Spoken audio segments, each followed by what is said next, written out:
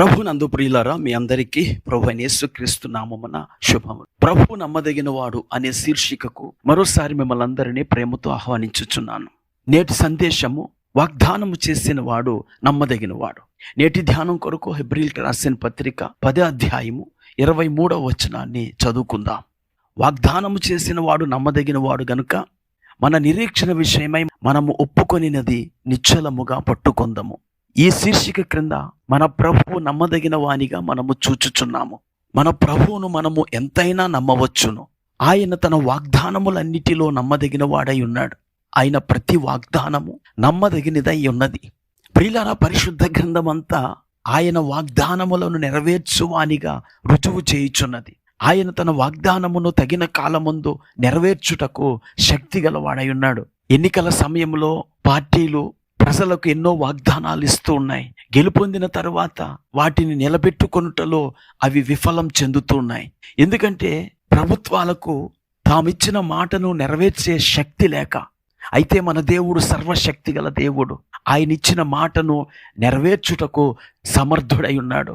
ఆదికాండము 3వ అధ్యాయము 15వ వచనంలో దేవుడు ఈ లోకానికి వచ్చి సర్పం యొక్క తలను చెత్తగొడతానని వాగ్దానం చేశాడు. కాలము సంపూర్ణమైనప్పుడు ఆయన ఈ లోకానికి శరీరధారి అయి వచ్చి సాతాను నోడించి సాతాను తలను చెత్తగొట్టాడు. అలాగే మన ప్రభు అయిన యేసు శిష్యులకు వాగ్దానం చేశాడు. అపోస్తుల కార్యముల గ్రంథం 1వ అధ్యాయము 4వ వచనం, ఆయన వారిని కలుసుకొని ఇలాగ ఆజ్ఞాపించెను, మీరు యెరూషలేము నుండి వెళ్ళక నా వలన వినిన తండ్రి యొక్క వాగ్దానము కొరకు కనిపెట్టుడి.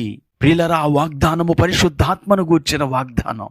క్రీస్తు ఆరోహణమైన తరువాత 10 రోజులు వారు దేవాలయంలో ఉండి దేవుడు చేసిన వాగ్దానము కొరకు కనిపెట్టారు. ఆ వాగ్దానాత్మను వారు పొందుకొని శక్తిమంతులై సువార్తను ప్రకటించారు. ఈ మాటలు వింటున్న నా ప్రియ స్నేహితురా, సోదరి, దేవుని వాగ్దానాలను పట్టుకోండి.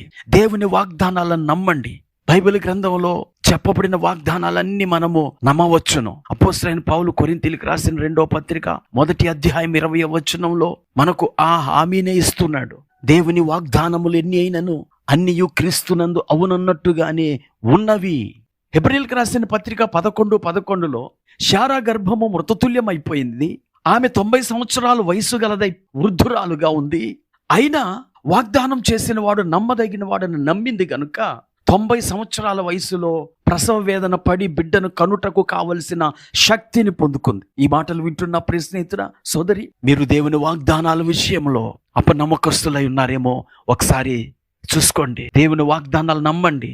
ఆయన నిన్ను స్వస్థపరచు దేవుడు, ఆయన నిన్ను విడిపించు దేవుడు, ఆయన నిన్ను అభివృద్ధి చేసే దేవుడు. నేడే వాగ్దానాలను నమ్మి శారా వలె శక్తి పొంది వాగ్దానాలను స్వతంత్రించుకోనండి. ప్రార్థన చేసుకుందాం.